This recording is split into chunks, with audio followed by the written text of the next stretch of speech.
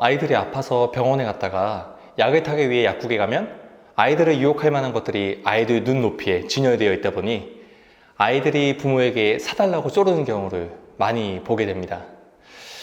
이때 대부분의 어머님들이 하시는 말들이 거의 똑같아요. 그거 저번에도 샀잖아. 너 사도 먹지도 않더만. 그러면 아이는 아니야, 이번에는 다 먹을 거라고, 필요해 등등 자기에게 필요하다고 엄마를 조를 겁니다. 결국 어머님들은 너 진짜 마지막이다 라고 하면서 사주는 것을 제가 많이 보았답니다. 위 내용과 일치된 부모님이라면 질문 하나 제가 해보고 싶어요. 정말 마지막이던가요? 네, 아닐 겁니다. 여기서 중요한 부분을 우리가 짚고 넘어갈 필요가 있어요. 아이가 사달라고 하는 물건이 필요한지 필요가 없는지를 놓고 말다툼을 하실 필요가 없다는 겁니다. 아이는 지금 저 물건이 필요해서 사고 싶다는 것보다 현재 뇌 속에서 저걸 갖고 싶다는 자극 추구가 발현된 겁니다.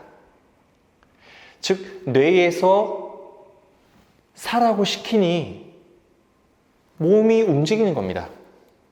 더군다나 쉽게 가질 수 없다는 것을 알기 때문에 엄마를 어떻게든 쫄라서 원하는 물건을 얻어냈을 때에 도파민 자극이 흥분을 일으키는 거죠.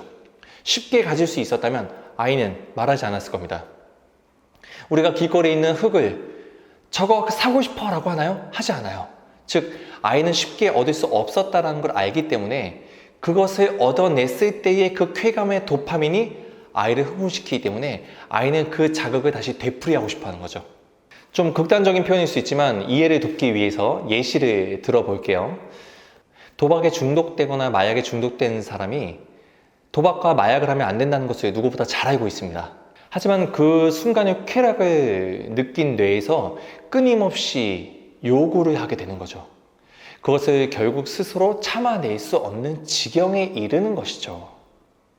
자, 그렇다면 우리는 자녀에게 약국에서 그 물건이 필요한지 필요 없는지 가지고 싸울 필요가 없이 아이 스스로가 그 자극을 조절할 수 있는 아이로 성장시키는 게 중요하다는 것을 말씀드리고 싶은 겁니다.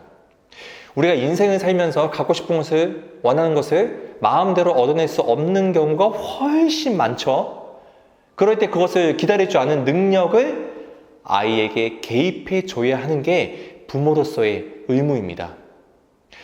요즘 자녀가 한 명인 부모님들은 대부분 해줄 수 있는 건 해줄 수 있을 때 해주자라는 경향성이 좀 강해요. 이것이 나쁘다는 것은 절대 아닙니다. 하지만 자칫 아이에게 원하는 것을 해주려는 그 선한 마음이 되려 자녀가 자기 조절 능력을 잃어버리는 경우가 발생할 수 있다는 겁니다. 자기 조절 능력이 없을 경우 자신이 원하는 바를 이루어내지 못했을 때 회복 능력이 부족하게 돼서 쉽게 포기하고 자존감이 낮아져서 도전을 하지 않으려는 그런 경향성을 보이게 됩니다. 그래서 용감해 보이던 아이도 어느 순간 자신이 못하겠다 싶은 것은 회피하거나 외면하는 일들이 발생하게 되는 거죠. 우리가 인생을 살아가면서 넘어야 될 벽이 얼마나 많습니까? 그런데 아이는 넘지 않으려고 하니 발전이 안 되는 거죠. 즉, 호기심을 잃어버려서 어떤 상황에 대한 의지와 투지가 발현되기보다는 쉽게 포기하게 된다는 겁니다. 그렇다면 어떻게 해야 하는지에 대해서 설명을 드리도록 하겠습니다. 일단 부모님 두 분이 명확하게 동일한 양육 태도를 갖춰야 합니다.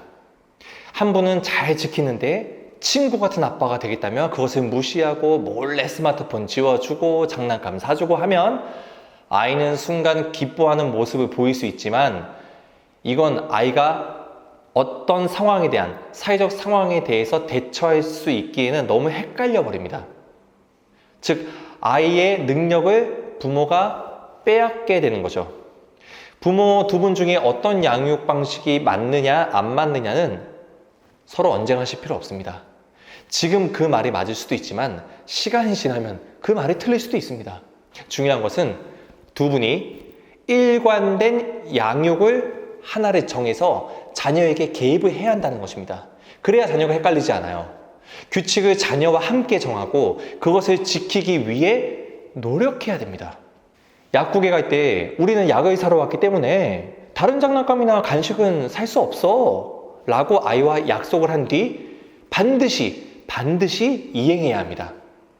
아프니까 불쌍하다고 하나 사주고, 언제는 또 안 사줬다가 또 부모님이 기분이 좋으면 사주고, 언제는 또 뭔가 자녀에게 안 좋은 것을 해주는 것 같아서 또 걱정되니까 또 하지 말라고 안 해주고, 이런 사회적 상황에 따른 대처가 아이는 너무 헷갈려요. 그러면 자녀는 더 떼부리고 더 화를 내게 되는 겁니다.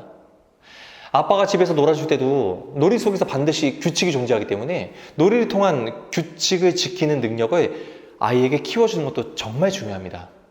다시 한번 말씀드리지만 오늘 영상을 통해 제가 전달해 드리고 싶은 메시지는 사주고 안 사주고의 문제가 아니라 아이 스스로 자극 추구를 혹은 충동성을 조절할 수 있는 아이로 만들어주는 게 중요하다라는 겁니다.